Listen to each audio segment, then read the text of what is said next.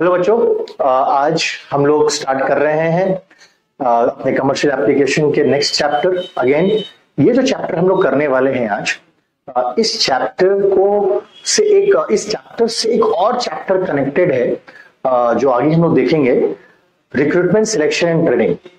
तो आप समझ लीजिए इसको इस तरह से कि जो रिक्रूटमेंट सिलेक्शन एंड ट्रेनिंग जो चैप्टर जो आपको आने वाले समय में मिलेगा, उसका एक इंट्रोडक्शन, उसको समझने के लिए एक जो प्री कंडीशन, जो ग्राउंड हम लोग सेट कर रहे हैं आज इस चैप्टर के द्वारा।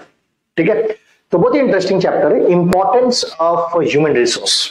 बच्चा, इस चैप्टर के नाम पे अगर आप देखोगे, जो ये चैप्टर का नाम है, यहाँ पे दो टर्म यूज किया जा रहा है, एक ह्यूमन और एक रिसोर्स। ना थोड़ा सा हम आप लोगों को पीछे लेकर के जाना चाहेंगे। बच्चों, रिसोर्स का मतलब क्या है बताइए, तो थोड़ा सा सोचिए। तो रिसोर्स का मतलब क्या, what do we understand by the meaning of the term resource? Resource को हिंदी में संसाधन बोला जाता है।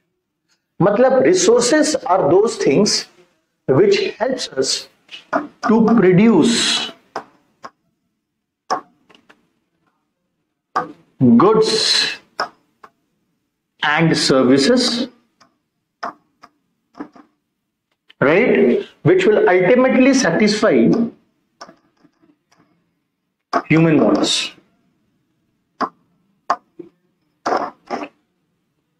So हर वो चीज जो आपको प्रोडक्ट, किसी भी तरह का कमोडिटी, प्रोडक्ट या सर्विसेज बनाने में मदद करता है, उसे हम लोग रिसोर्सेज कहते हैं।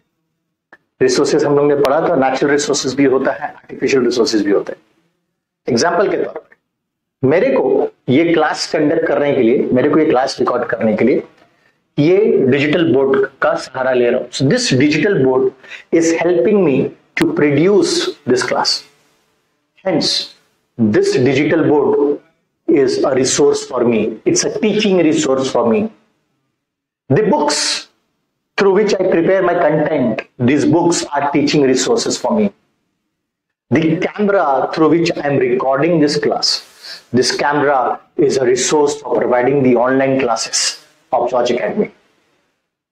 These benches, this furniture, this place, the entire infrastructure, these are all my resources. ये सब मेरे resources है बच्चों। तो resources को हम लोग कॉमर्स में, कमर्शियल टर्म्स में, इन वर्ल्ड ऑफ अकाउंटिंग हम लोग इसको एसेट्स भी बोलते हैं। याद रखना, पता होगा आपको, वो हमारे एसेट्स भी है। सो हमारे जितने भी एसेट्स हैं वो हमारे सब रिसोर्सेस हैं। और you can say resources are my assets which helps me to produce goods and services which will ultimately satisfy human needs, human wants. जिस तरह से जॉर्ज एकेडमी, मैं अपना एग्जांपल लेकर के बात कर रहा हूं, जिस तरह से मैंने आपको जॉर्ज एकेडमी का कुछ रिसोर्सेस के बारे में बताया, ये बोर्ड, बुक्स, कैमरा, ये सब मेरे रिसोर्सेस है। उसी तरह से जॉर्ज एकेडमी में जो सबसे इंपॉर्टेंट और जो सबसे बड़ा रिसोर्स है वो है हमारा जॉर्ज एकेडमी में पढ़ाने वाले टीचर्स, या आप बोल सकते हैं जॉर्ज एकेडमी के एम्प्लॉइज। टीचर्स जो क्लास में कंडक्ट कर रहे हैं, टीचिंग्स दे रहे हैं, डिलीवरी दे रहे हैं। Then we have a back office जो कंटेंट्स बना रहे हैं, जो पावर पॉइंट प्रेजेंटेशंस बना रहे हैं, ताकि टीचर्स अपने क्लासेस को अच्छा से कंडक्ट कर पाए।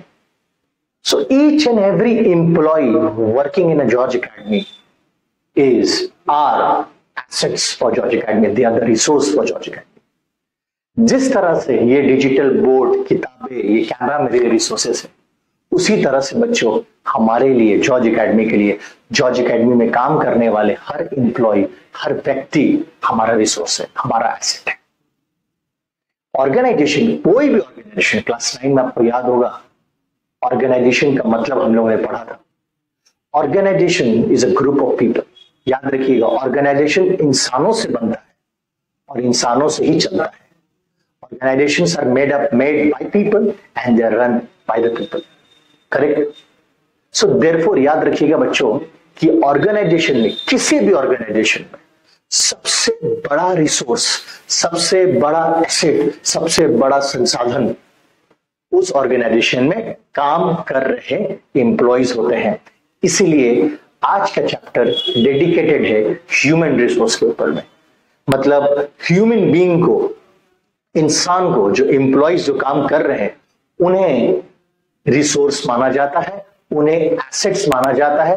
वो माना क्या जाता है? वो हमारे लिए रिसोर्सेस हैं, वो हमारे लिए एसेट्स हैं, और ये सबसे बड़ा एक्टिव रिसोर्स है क्योंकि इनकी पार्टिसिपेशन, एक्टिव पार्टिसिपेशन होती है। They are the ones who are actively involved in the production. If you remember in the factors of production, हम लोग पढ़े थे लैंड और capital, they are passive factor of production, मतलब लेबरर जो होते हैं they are active factor of production. So आज हम लोग चैप्टर में पढ़ने वाले हैं कि एक ऑर्गेनाइजेशन में ये जो ह्यूमन बीइंग्स, एम्प्लॉयज काम कर रहे हैं, वो कितना इंपॉर्टेंट होता है। And that is all about is the human resource. So human resource are the employees that are working in an organization. So I hope कि आपको ह्यूमन रिसोर्स का मतलब समझ में आया होगा। पहले तो ये इंपॉर्टेंट है हमें इस टर्म का मतलब को समझना, ह्यूमन रिसोर्स। सो अगर ह्यूमन रिसोर्स का definition is clear, now we can move ahead with the further topic.